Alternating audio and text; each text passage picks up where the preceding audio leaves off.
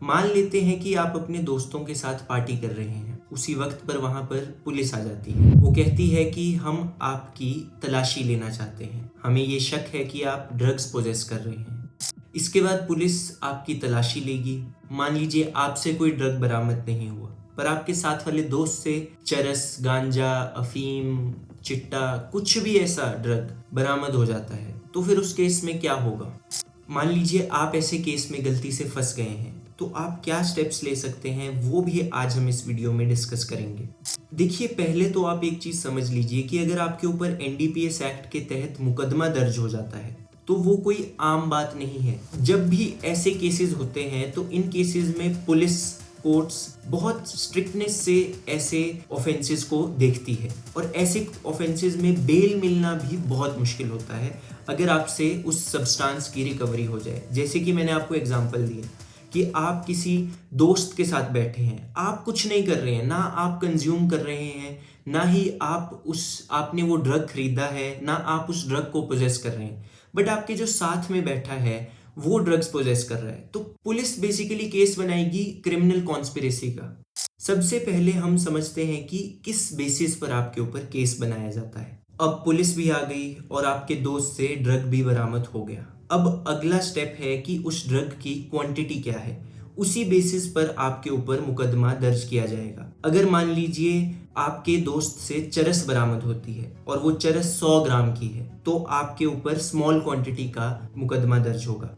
और अगर वही चरस की क्वांटिटी 1 किलो या उससे ऊपर की है तो आपके ऊपर कमर्शियल क्वांटिटी के तहत मुकदमा दर्ज होगा। और वही ड्रग अगर 100 ग्राम से लेकर 1 किलो के बीच में फॉल करता है तो वो इंटरमीडिएट क्वांटिटी कहलाई जाएगी और उसके तहत आपके ऊपर मुकदमा दर्ज किया जाएगा। अब स्मॉल क्वांटिटी, इंटरमीडिएट क्वांटिटी और कमर्शियल क्वांटिटी के तहत ही आपको सजा मिलेगी। और सेक्शन 20 एनडीपीएस एक्ट का ये कहता है कि अगर आपसे स्मॉल क्वांटिटी बरामद होती है और जब आपका ट्रायल खत्म हुआ तो सजा की बारी आती है, तो आपको 1 साल तक का कठोर कारावास, जिसमें 10,000 रुपए फाइन भी इंक्लूडेड है, ये भुगतना पड़ सकता है। और अगर जहां पर हम देखें इंटरमीडिएट क्वांटिटी, उसमें आपको 10 साल तक की सजा हो सकती है और 1 लाख रुपए तक का जुर्माना भरना पड़ सकता है। जो कि सबसे स्ट्रिक्ट प्रोविजन है वो है कमर्शियल क्वांटिटी से लेकर, जिसमें आपको मिनिमम 10 साल तक की सजा तो होगी ही, जो कि कोर्ट बढ़ा सकता है 20 साल तक भी, और 1 लाख तक का जुर्माना तो भरना ही पड़ेगा, जो कि बढ़ाया जा सकता है 2 लाख रुपए तक। देखिए, क्वांटिटी के बेसिस पर ही आपके ऊपर केस दर्ज होगा और उसी क्वांटिटी को मद्देनजर रखते हुए आपको सजा सुनाई जाएगी। अब उस निर्दोष दोस्त के ऊपर आ जाते हैं जो कि सिर्फ अपने दोस्त के साथ बैठा हुआ था, ना ही वो ड्रग्स कंज्यूम कर रहा था, ना ही उससे ड्रग्स की बरामदी हुई। बरामदी हुई ड्रग्स की तो वो किससे हुई?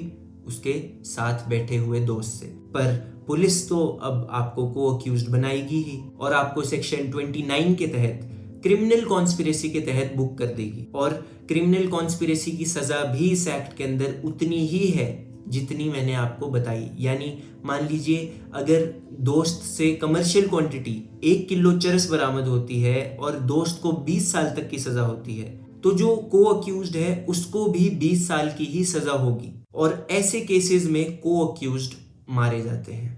बहुत से लोगों को लगता है कि एनडीपीएस एक्ट के तहत कंजम्पशन के लिए कोई सजा नहीं है। यानी वो सोचते हैं कि अगर पुलिस वाला आया तो हम क्या करेंगे, उस ड्रग को खा ही जाएंगे। और बहुत से केसेस में उस ड्रग को खाने से लोगों की मौत भी हो जाती है, वो आईसीयू तक पहुंच जाते हैं। पर उन्हें ये नहीं पता कि section 27 of the NDPS act के तहत consumption of that drug is also punishable. यानी सेक्शन 27 के तहत आपकी जो कंजम्पशन है उस ड्रग की, वो भी एक पनिशेबल ऑफेंस है, जिसके तहत आपको 1 साल तक का कठोर कारावास यानी रिगरस इम्प्रिजनमेंट हो सकती है।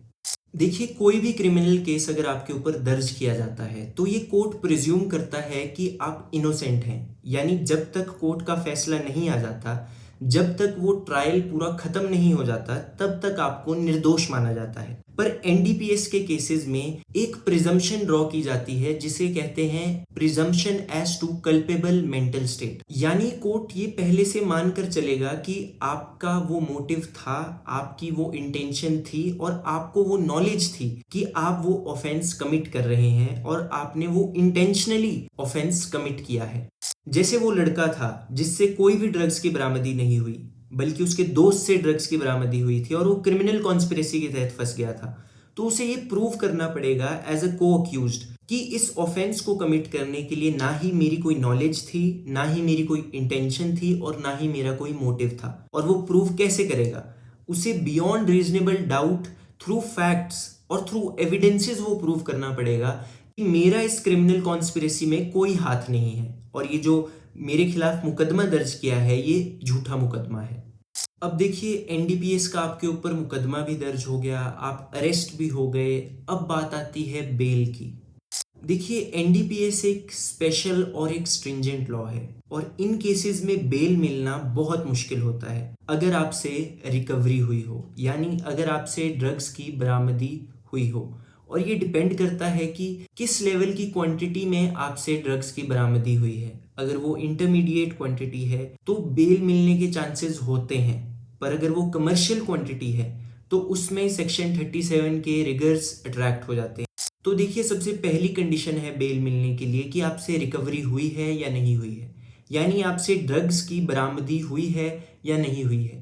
एक केस है जहां पर रिकवरी हुई है और वो बंदा फॉल कर रहा है इंटरमीडिएट क्वांटिटी के अंदर, और एक तरफ दूसरा इंसान है जिससे कोई भी रिकवरी नहीं हुई, कोई भी ड्रग्स की बरामदी नहीं हुई और उसके ऊपर सेक्शन 27A का केस लगा दिया, सेक्शन 25 का केस लगा दिया, सेक्शन 20 का केस लगा दिया। जैसे बिक्रम सिंह मजीठिया का केस था, जो पंजाब के एक लीडर हैं जिन्हें अभी अभी कुछ टाइम पहले Punjab and Haryana high court से बेल मिली। तो देखिए, दोनों ही केसेस में बेल मिलना मुश्किल होती है और ये डिपेंड करता है आपके एडवोकेट के ऊपर कि वो आपके केस के ऊपर कितनी मेहनत करता है। जिस केस में रिकवरी भी हुई है, जिस केस में आपसे बरामदी भी हुई है, उस केस में भी आपको कुछ समय के बाद, हो सकता है कुछ महीनों के बाद, आपको बेल मिल जाए। और ऐसा भी हो सकता है कि जिस केस में आपसे बरामदी भी नहीं हुई उस केस में भी आपको बेल नहीं मिल रही है।